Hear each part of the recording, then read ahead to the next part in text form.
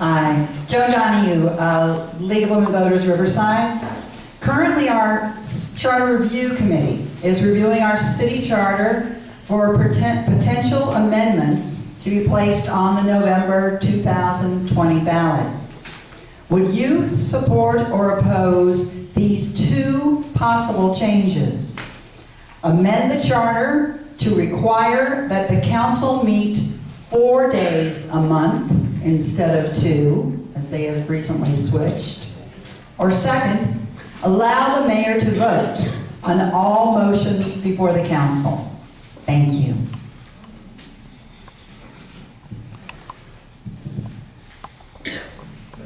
Mr. Rubio.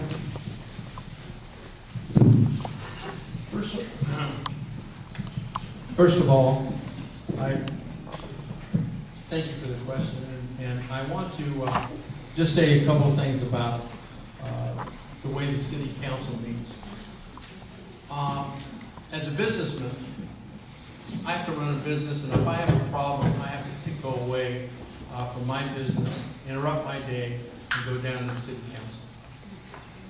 Try to say my piece.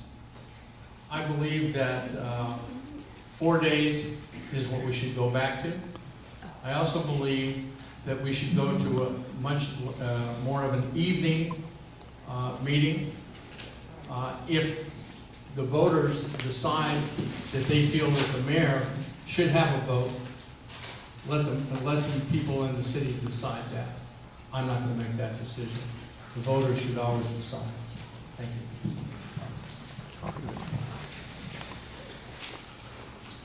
The question first was, would I support or oppose an amendment to make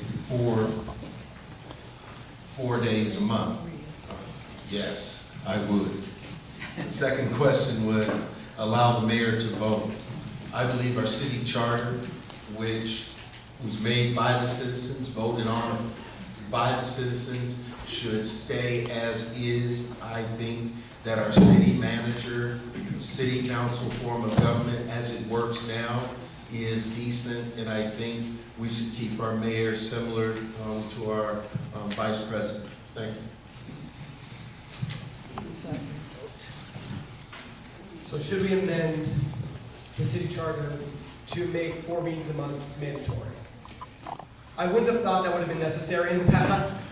Obviously, I thought that our city officials would want to be up in front of the constituents of Riverside as much as possible. But given the most recent city council decision to limit it from 4 to 2, I think an amendment to the charter that said 4 meetings minimum a month, obviously maybe with a caveat barring an emergency or a reason to cancel it, would be an appropriate amendment.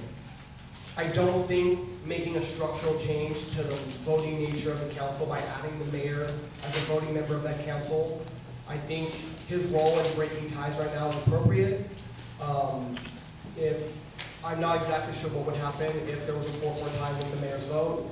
And for me, I think the system works now. I mean, I like the idea of an elected official having more say in what happens in their city with a vote, but I don't think that that would be an appropriate way to go about that. Well, there are certain things that we always tend to agree on up here, no matter which event we're at. And this is one of those things that we always tend to agree, the 4 of us, is that we do agree that the council should meet on a weekly basis. So I do support that as well. On the other side of it, with the mayor, like Mr. Piero said, if you give the mayor a vote every single time, there's the potential for a 4-4 tie. Then what I would like to see in the charter is have his veto powers clearly delineated, so that way what he can or cannot vote, our veto is there.